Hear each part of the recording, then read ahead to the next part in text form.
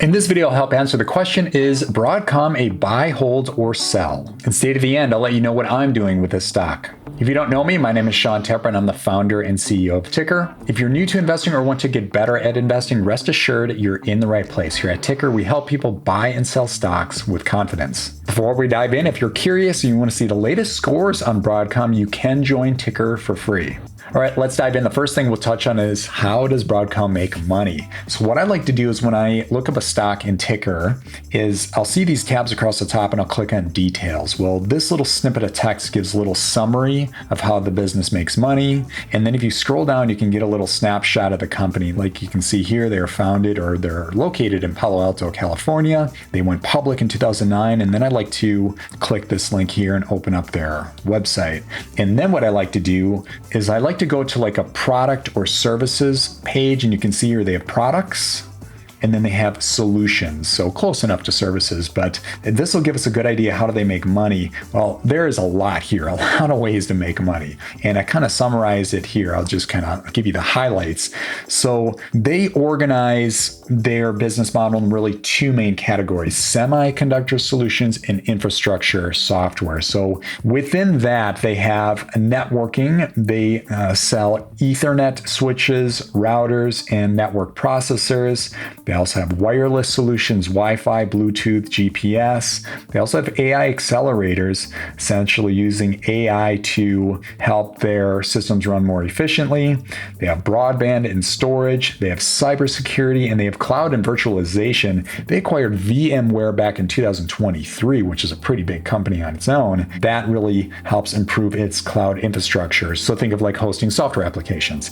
And then some of their biggest customers include Apple, Alphabet, Meta, and Amazon. All right, let's touch on their latest earnings report. So they increased their revenue by 22% over the last year. And then it looks like this is kind of not a rumor, but there was an announcement of a $10 billion order from a large company. This is an article from CNBC, talks about this. A lot of people are saying it could be OpenAI, not saying it is, but still, I mean, $10 billion, doesn't matter who it comes from. That's a sizable contract. So good on Broadcom for the outstanding earnings report and this latest announcement of this mystery company with the $10 billion order.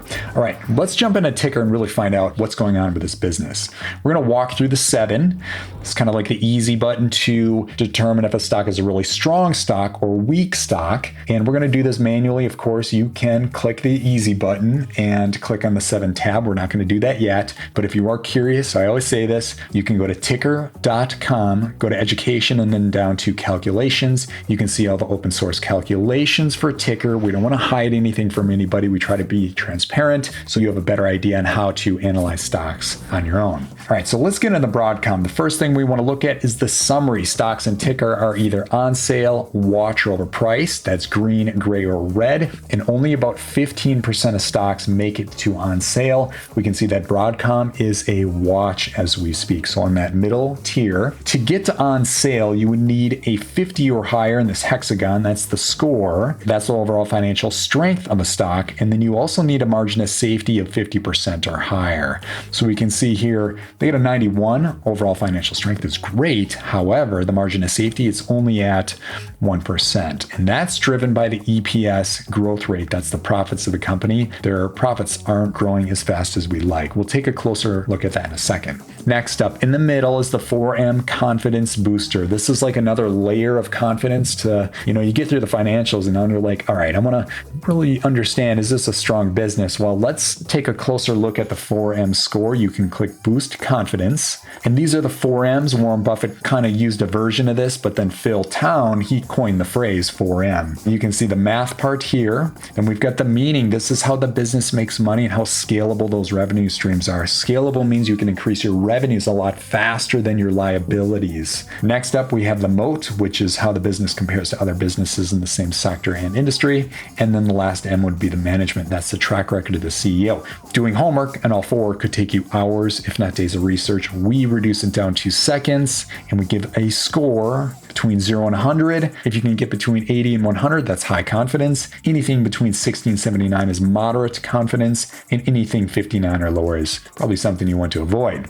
All right, we'll close this. That takes about a minute to get through on your own, but since this rolls up the summary, or it really rolls up the average, we can see here it's at a 75. Still pretty good, but not the 80 we want to arrive at. All right, let's keep going. Down below, we can see the chart. Now, this chart is quite impressive. Over 5 years, the S&P 500 typically returns about 80%, and we want to find stocks that are beating the market. There's a lot of people out there, they're finding ETFs and they're finding stocks that maybe keep up with the market and quite a bit that are less. And my question is, why would you pick stocks like that? Why don't you just invest in S&P 500 if you simply want to match the market? So at Tykr, we're helping people get beyond that, get bigger returns. We don't guarantee it, but we do help guide people to stronger stocks that can accelerate your wealth building process, help you make more money in less time. So looking down below, check this out. We don't have 80%, we have 855% with Broadcom. That is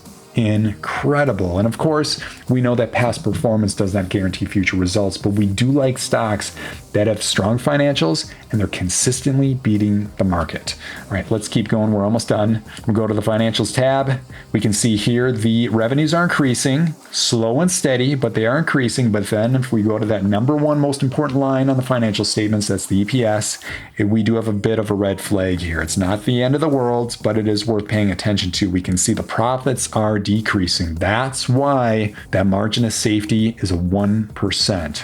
We can see here $1.17 down to $1.05 and then down to 88 cents. So we want to see exactly the opposite, those profits increasing. So I don't love that, but it hasn't really slowed down the business, especially the share price over time. One more thing to look at, that'd be the earnings calendar. We want stocks that consistently beat those earnings reports. And we can see here that Broadcom has definitely done that. You want 3 quarters in a row, and Broadcom has done exactly that. So we can see here almost 6%, then 0.6%, just barely, and then 1.8%. So doing pretty well there.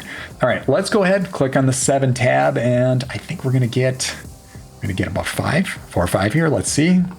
3. Ooh, I was a little off there. Okay, that's right. The summary, the margin of safety we missed, 4M we missed, and EPS. All right, so even though this has been a high flyer, returning some really big returns, it's just a bit of a risk to me right now, because if institutions all of a sudden, let's say on the financials, here's a situation. Let's say it goes from 88 cents down to like 75 cents and you miss on your earnings because the financials, the overall scores there are they're not the strongest. But if you get those negative indicators, again, you have a lower EPS and you miss on earnings, that could just be enough to cause the dominoes to fall in the wrong direction. In other words, that could trigger a sell-off moment.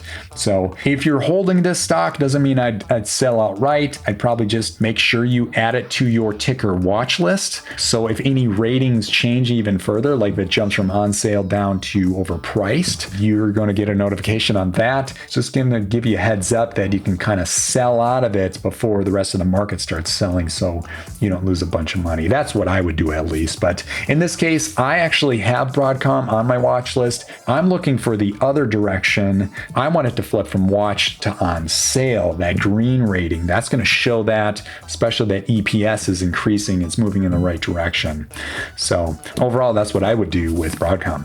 Now, if you want to see the latest score of Broadcom, you can join Tykr for free. And there's a few key benefits of Tykr. Number 1, you can know when to buy and sell stocks. Number 2, you can see my portfolio. And number 3, we are connected to about 25 brokers, which means you can connect your broker in most cases, and you can automate your portfolio tracker. It's pretty much updated every day. Of course, don't buy and sell stocks based solely on what you hear. Only buy and sell stocks that align with your own personal financial goals. Thanks for checking out this video. We'll see you in the next one. Bye for now.